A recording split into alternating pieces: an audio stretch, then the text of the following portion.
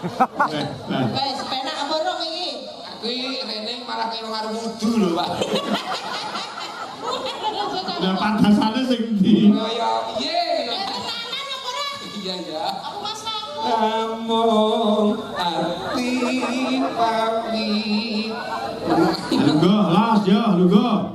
Tane. Penak. Urung kok numpak. Aduh, wis. Oh, ngapa? Kentekan banyu. Besok. Lho, iki mau nang to? Tak kira kalenan ngono iki mau. Luput pisan kenapi. Mandur tindak mayoro ingkang minulya ingkang kepareng asta dilaring Pak Sucan sedherek Winantos Gresik Desa Kademangan Karanglulur Sukorejo Ponorogo nyinipun Bapak Winto Darsono menggah lampahing upacara penyerahan tokoh wayang ingkang inti kalenggan samekin sumedya katindakaken dening Ki Demang Samuri kang kepareng asta Songsong Agung Kademangan Karanglulur Sukorejo Ponorogo kunjuk dhateng Ki Dalang Minto Darsono mila mekaten kunjuk dhateng kadang kula ingkang pinanggenah angasta paraga ringgit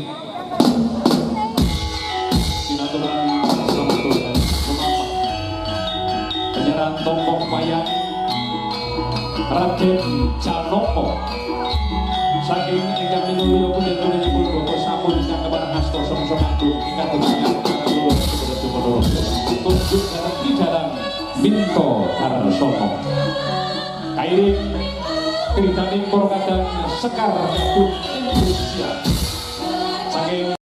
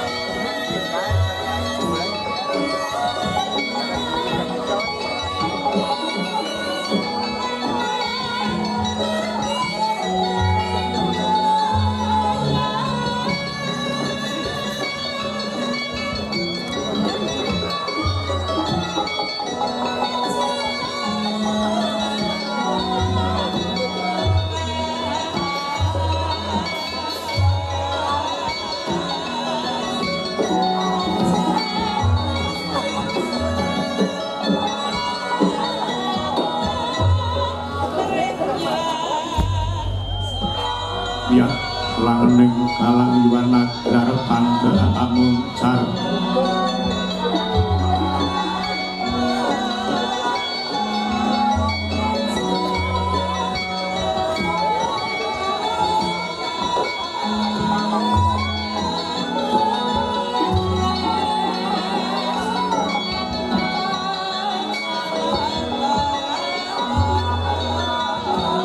tinon ler kekunang surem sorot tanpa jang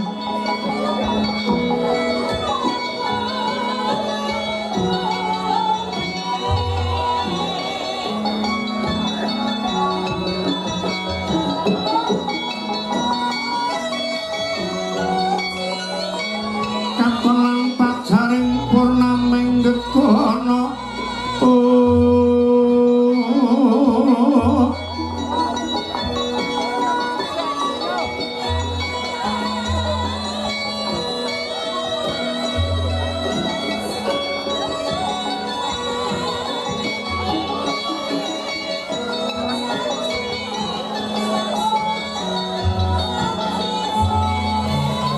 dasar mangsa ketika bima hanawang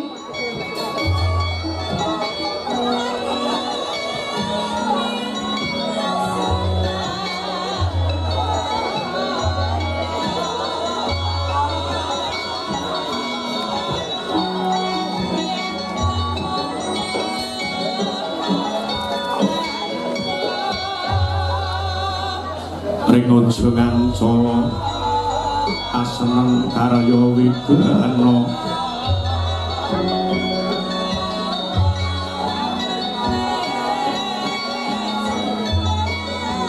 mewah isine wana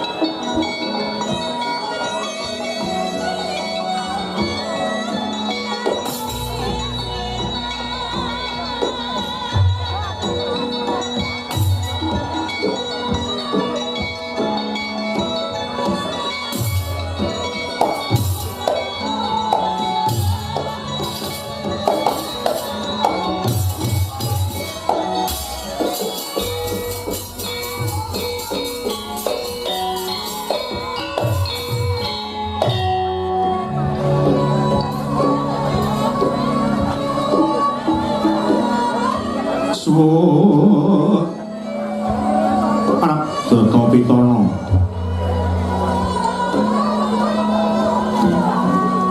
Rahayu sagung dumadi Rahayu sagung bawana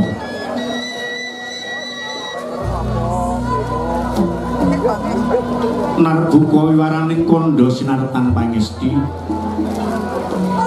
luhuring kagunan hangesti kuncaraning bebrayan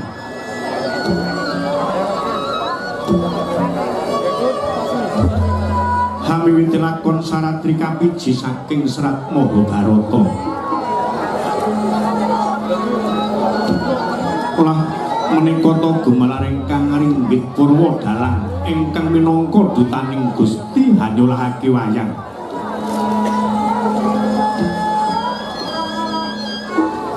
wayang minangka wewayanganing urip ala becik bener luput wus kacakup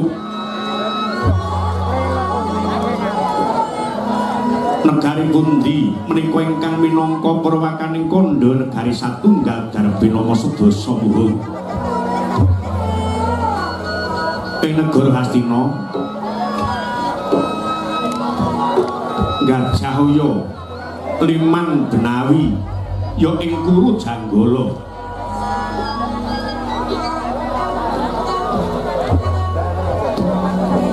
pantes yen to Praja Hastina pinarya purwaning carita karana dumadi saking dumingkeng bebanjaran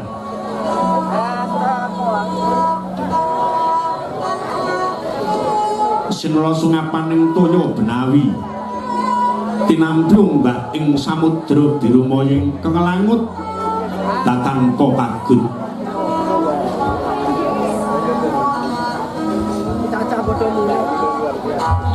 pegating paningal kepantok uruting cakrawala waneh cakri ing gisik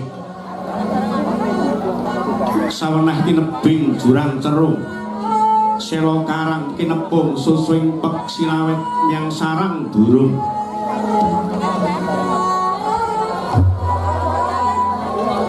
wonten ugi pasisir anter sasana jembar kebekaning pasir gumelar ginaris pinggir tanem tuwuh ingkang angrembuyung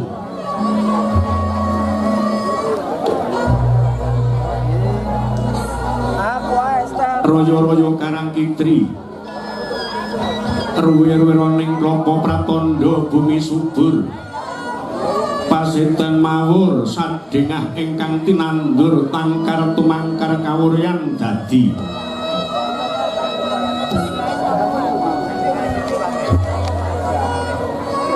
gunung-gunung bebanjengan ngrangsang langit lenggak-lenggok lampaing tu ingkang mijil saking sendang-sendang ingkang mening tirtane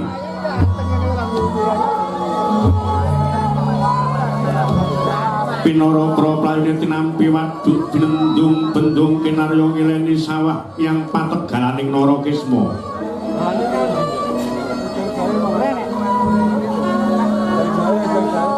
wekal pangoreng tetanen bebasan tanana bumi sacengkang ingkang sela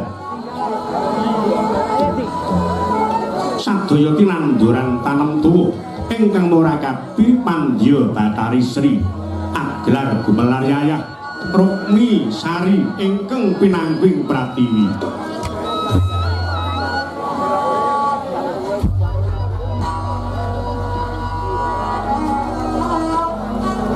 Pategane kaya mangklung-mangklung wit-witane kala kapendhem kala kasing parep kala gumandhul yang palawija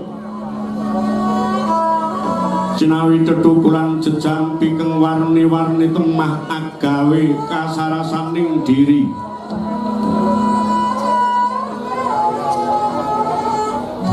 Ingoning raja kaya pitik iwin sangsaya ngremba kaya ing siang aglaring pangunan jatan pocinanjangan wanci serap surya samya mulih mring kandange sowan-sowan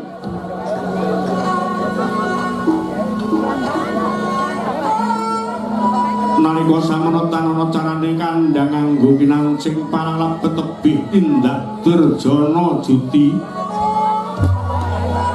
sedaya samya sayep saeka kapti akarya luhuring nusa bangsa kelawan negari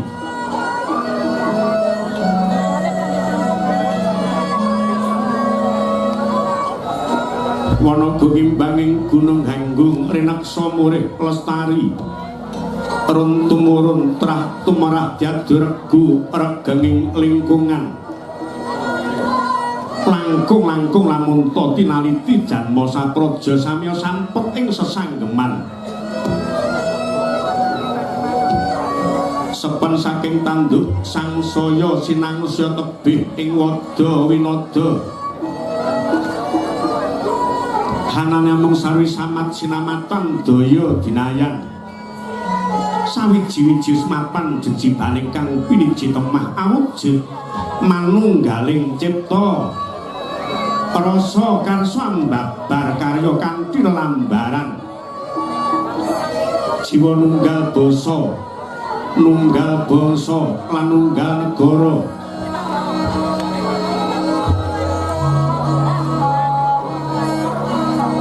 para nayaka bebaning praja cak kontab kautaman limpat ing kawruh pramoning peningal kang sarta tansah ngudidaya kuncananing bangsa luhuring Narendra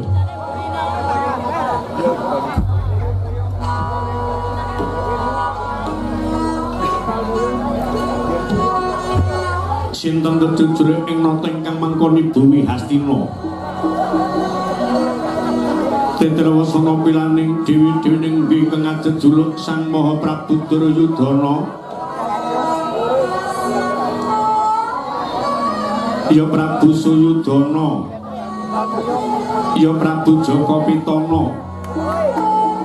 Prabu Tripamangsa Prabu Gendari Suta ya Sang Prabu Dresta Rastratmaja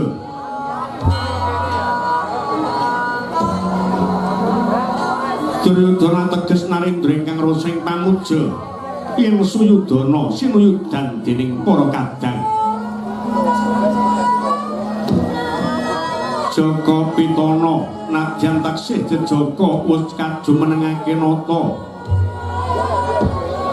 Tripamangsa pinarya pepenget lairing Sang Prabu Dampit iga nenggih Sang Duryudana Sang Dursasana kelawan ingkang rayi kusumaning ayu Dewi Dursirawati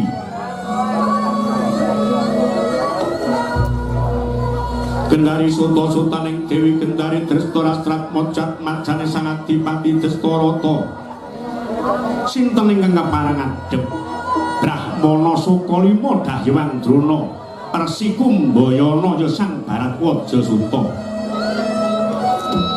sumambung wingking Kengaraka Narendra nganggo Sang Karna Basusena ya Sang Suryatmaja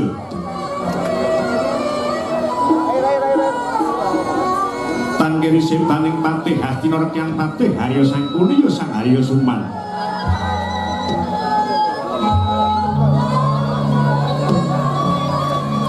dene kang keparang wingking kang rai satring tirta tinalang Raden Kartamarma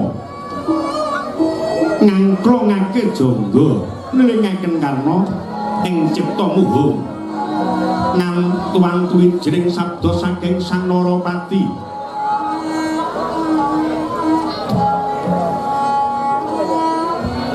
Didemer manempa sewakan Hastina tanana kang sami ngabawa mangkono sabdanira Prabu Duryudana ingkang dereng kaya sing lisan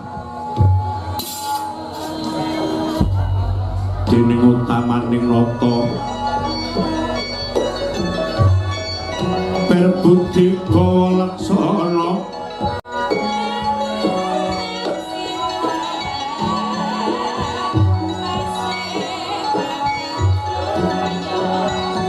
lirik berbudi mangkono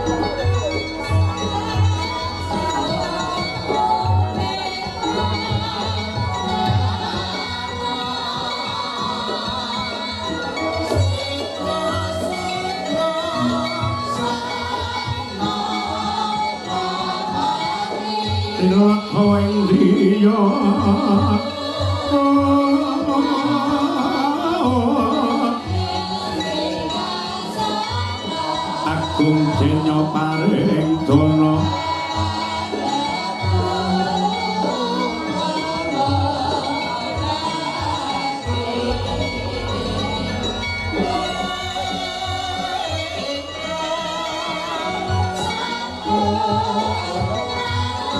anggep ganjaran saben dina lirik kang kalaksana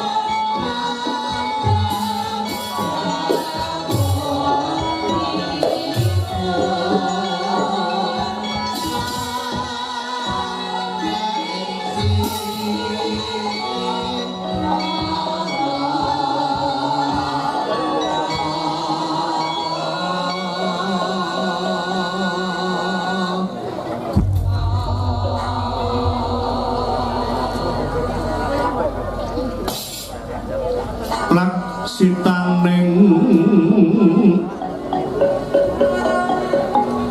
janmatama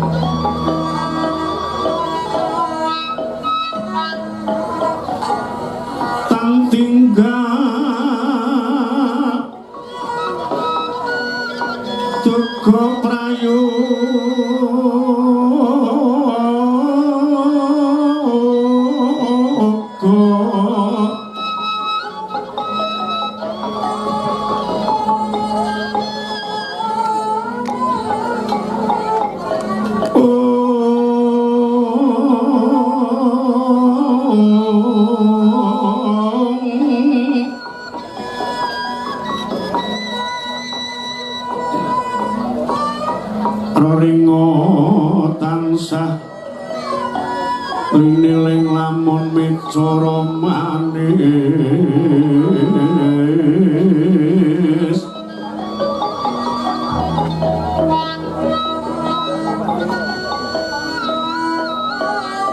nitya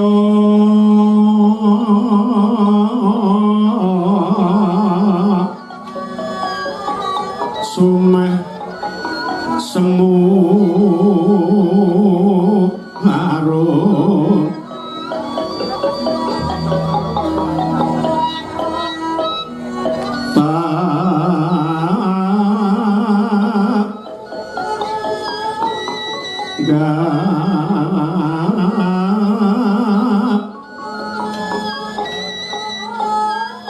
ning norat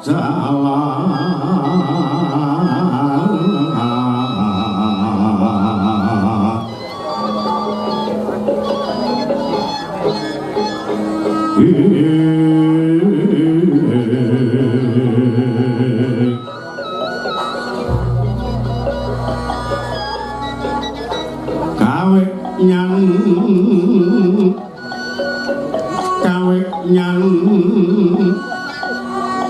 tinela uri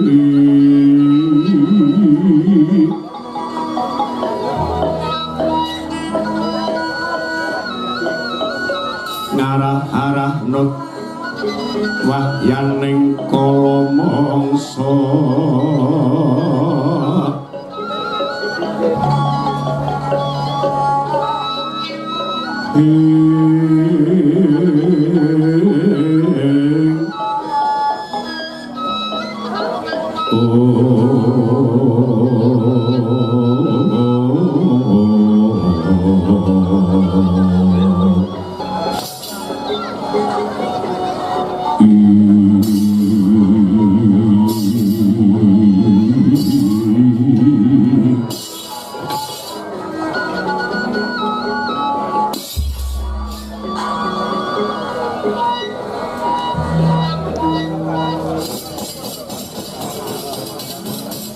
marmane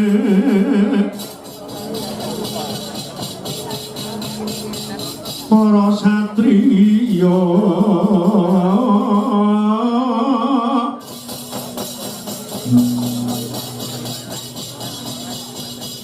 kang padha hambek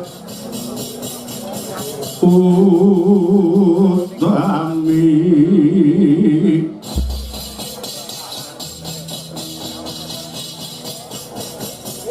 ing aguna sarep juning ngrat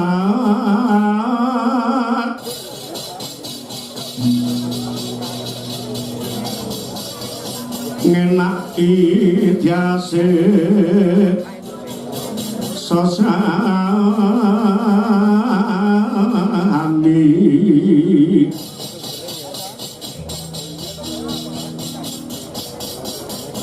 ucare kunangu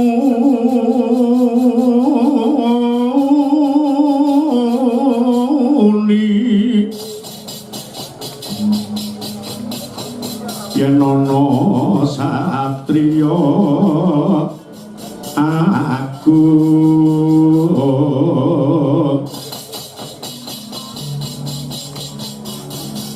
tapi hambek mang kono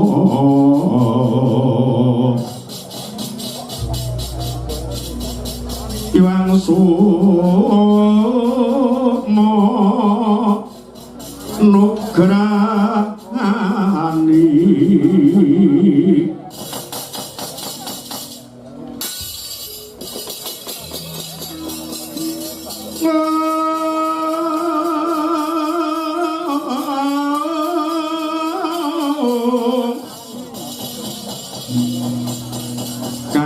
derajat uripe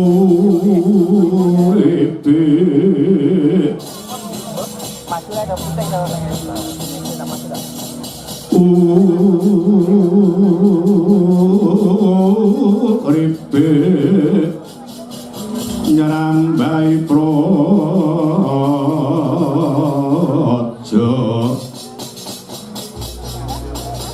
sang bupati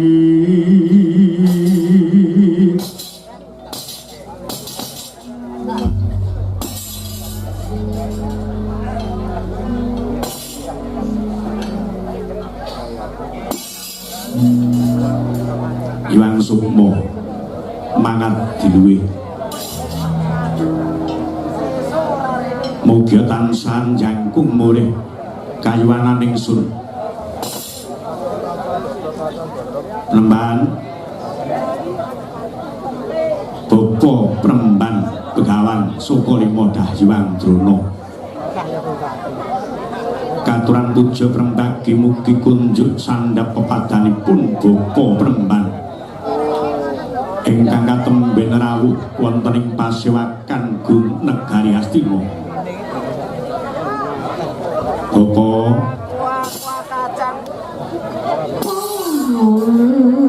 sumulura sumulanti blekutut monyor-monyor Allah cuk gerak cukrek nok nuwun inggih yen paring prembagi paduka ing anak Prabu Duryudana katur ingkang bapa ing Sukalima tampi tangan kula kalih nggih tampi tangan kula kalih ndadosaken suka gembiraning manah ingkang bapa ing Sukalima wangsul pangestawan-ipun ingkang bapa katur nggih paduka anak Prabu Duryudana kawula nak iya katampi dawuh sami-sami dipun sekedaken pinarahipun Bapa Premban Sukalima Dahyuang Drono nuwun inggih nggih sampun boten kirang prayogi kok nggih anggen kula ngadhep wonten ngarsa paduka anak Prabu Duryudana kawula nuwun Kakang Narpati nganggo nuwun wonten dawuh Yai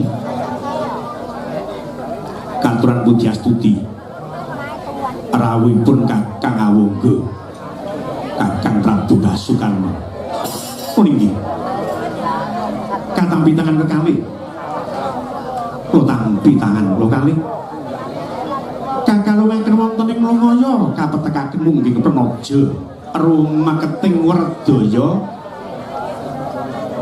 andayana kegiatan tumrapun Kakang wangsul taklimipun ingkang ngraka katur nggih katampi dawuh sami-sami dipun sekecaken pinarahipun Kakang Narpati Ngawangga sampun boten kirang prayogi Yai Paman apa biyang ndadekake kageting atinira Paman Patih Haryo Sembunyi aduh Sunawi cedhak manira raketake lungguhing Paman Patih Haryo Sangguni mara diage matur kanthi prasaja kongsi tida sira Paman Patih Haryo Sumbar kawula nuwun inggih kados menapa ta kagiyating manah ingkang paman ing kepatosan nampi timbalan saking Padukindra kuwatosipun manah ingkang paman tanpa pepindhan nanging dupi sampun marak lenggah ngabyantara paduka nggih raos kuwatos kula wau sirna inggih awit kaprabawan panguwaos paduka Gusti kula ingkang sinuwun namung tembungipun kemawon tadah wadana bebasan kinurepna wonten ing abahan pinandhutna wonten waras ingkang lunggit putung binalang remuk sinawanaken mboten-mbotene yen to kula ingkang paman swara ngarsa paduka Gusti kula ingkang sinuwun kawula nuwun Paman Patih gedhe pangapuraning negara Ngastina sapa kang babati rerungkut, sapa kang madangi pepeteng kejaba penyaning paman patih ayo seguni. Umpama paman patih duweni dosa pati yang timung kapatrapan hukum loro iwa dene yen sira paman duweni hukum dosa loro agung parimir-maring praja Astina.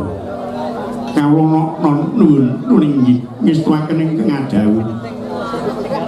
Lajeng menapa keparengipun paduka nyaketaken lenggahipun ingkang pamanggih menapa badhe wonten dawuh ingkang wigatos tumrap pasewakan lan kula ingkang paman kepareng nderek midhanget yen tetra kados ngaten nggih monggo tumentra paring dawuh ingkang paman ingkang sagah ngangklungaken jangga niringaken karna paman patih kene nang seka maju sethithik sun jarwani diwentrawaca penampamu kawula nuwun inggih ngestuaken ingkang dawuh lir sapating sun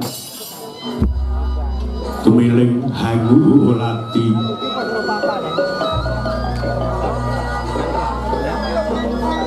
puspito medemenda kang ami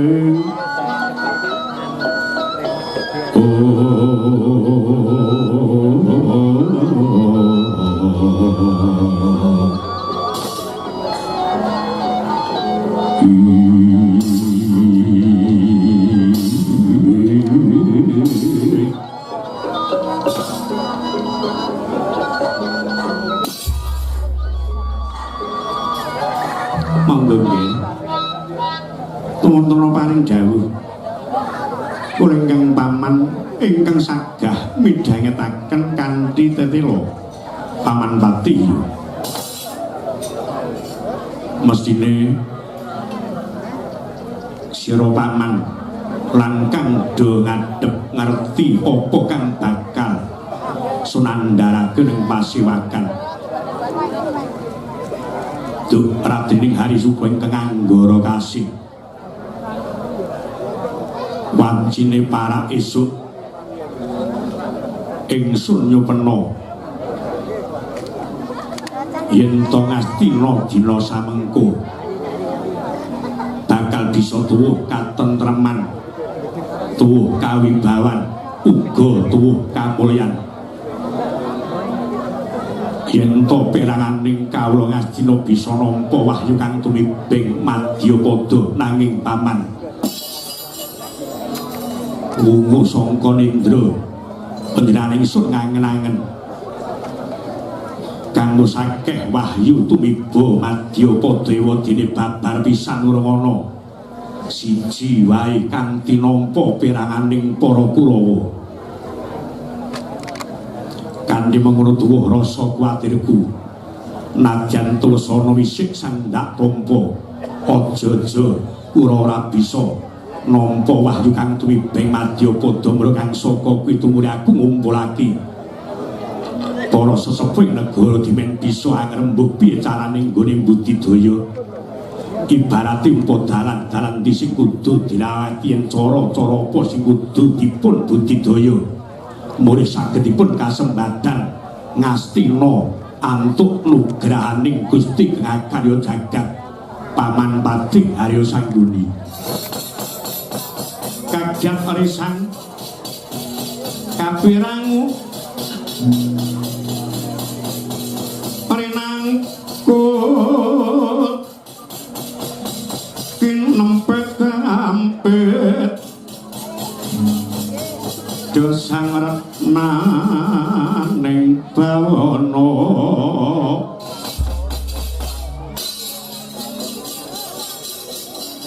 dosang retna ning bawana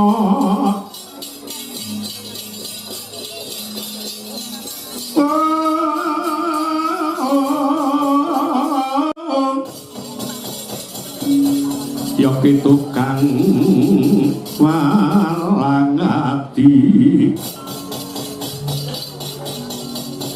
yoki tukang nasing jas yoki tukang kutu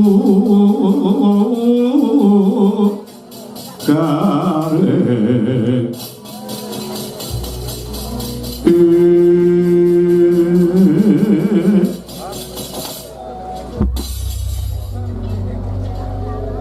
Sangguni ya piye Kakang Druna Purwa Madya Wasana ngarep tengah mburi samendang ora ana kang karempit nggonku mirengke apa sing dadi dawuh pengendikaning anak Prabu Duryudana rawuh makebukan jangkaning jagat tumibaning wahyu sing bakal cipta ning Madyapada. Iki mengko ora urung dudu garapane sapa-sapa. Ora urung ya pun bapa sing kudu ngiguhake cara piye anggone Kurawa ki entuk kamulyaning jagat. Men aku ngisiki Prabu Duryudana mesti paring dawuh. Oke wahyu tumibuk Madyapada. Mangko Kastina kek pujangga Drona Kerpa. Engko tekane Kurawa iki kumbuya kakang cacah. Nedya kakang jiwa. Lah wis kaya ngono iki pun bakal iki kesendu. Pun kakang iki cocok rasaku mula aku ndingini matur ngarsane anak Prabu Duryudana sadurunge aku matur.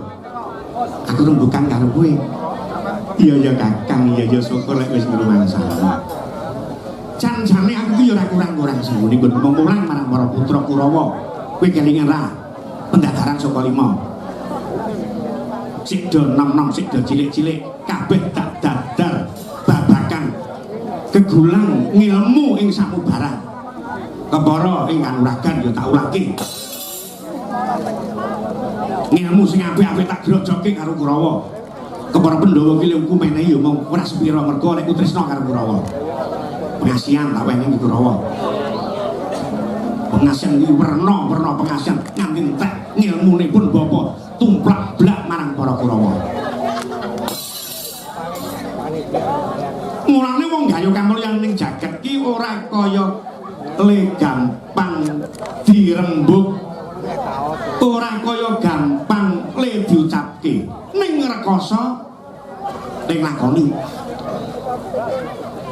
Akeh sing do ngarani jare titah ki padha golek wahyu. Ning jane lak kualik ta semono. Ora kok titah sing golek wahyu. Ki ora ning jane wahyu ki golek kurungan kencana goleki wadah sing resik sapa sing kuat kedunungan wahyu kurang piye coba ora wis tak ulang carane golek wahyu ku ngene teteken ati suci pepayung budi rahayu teteken ati suci rasa panggrundel rasa ikhlas kuwi kudu digempake digunakake ora duwe kena duwe rasa serik marang sapa wae. Jenenge ikhlas iki kuwi umpama weweh kuwi aja ngarep-ngarep mbalike. Aja ngarep-ngarep buahe. Kuwi wong ikhlas. Kurawa ya nglakoni kaya sing dadi pituturipun bapa. Golek wahyu. Poso sedina sewengi ngebleng ning jero kamar. Aku bareng tak inguk ki ora ijen malah karo bojone. Lah coba. Aku cara kaya ngono kok bisa entuk dalaning entuk wahyu ki saka ngendi? Coba. Tekane niku muga entuk wahyu putra. Mergo nek ngebleng ana tengahing kamar. Iya Kakang Juna iya. Ngene. Cara panggayuhing kamulyan Rama Sewu anak Prabu Duryudana srana kangge gayuh kasembadaning sedyangenipun gayuh kamulyaning jagat niku lak wonten tigang perkawis ingkang dipun wastani sembah cipta. Niku sembah cipta ingkang angka setunggal. Ingkang angka kalih ingkang dipun wastani sembah jiwa. Ingkang angka 3 ingkang dipun wastani sembah rasa. Mengko dhisik Kakang. Telung perkara sembah cipta, sembah jiwa, sembah raga. Pidarate kepiye? Ngene sing piye? Sing diarani sembah cipta. Kuwi nindakna cara ageming para luhur. Ingkang wis kinandhing awiyat jinempa ning angin. Mawa nganggo cara agama. Agama ki kabeh apik. Gumantung ning kapitayaning dhewe-dhewe. Ning sajroning sembah cipta, kuwi ana laku sing kudu dilakoni 4 perkara mungguing tataran sepisan tataran syariat. Kapindho tataran tarekat. Kaping 3 tataran hakikat. Kaping 4 tataran marifat. Kuwi gampang lek entuk nugraha saka Gusti Kang Karya Jagat waston ditamau bisa nglaksanake kanthi bener lan becik ikhlas nggone mepet marang Gusti Kang Karya Jagat. Aja kathik mung syariat ora teko cara panembahmu lek mung kandhek ana syariat ora bakal teko mergo kudu tindake tatarane. Jalane mring Gusti iki kepiye? Menoro karo Gusti niki piye? Ben manunggal karo Gusti niki kepiye? Iya Kakang iya.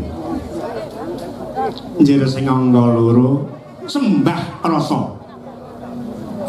Kuwi maper kang panca indriya. Maper kang panca indriya. Tegese manungsa gandeng kedunungan nepsu 4 perkara. Alwamah.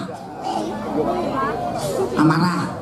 Supiyah mutmainah. Ngerti ra kowe papati apa? Alwamah. Kowe doyan dadok iki mergo dayane alwamah. Kowe gampang nesu muring karo bojo, karo anak, karo kanca. Kuwi kedayan dayaning amarah. Kowe tresna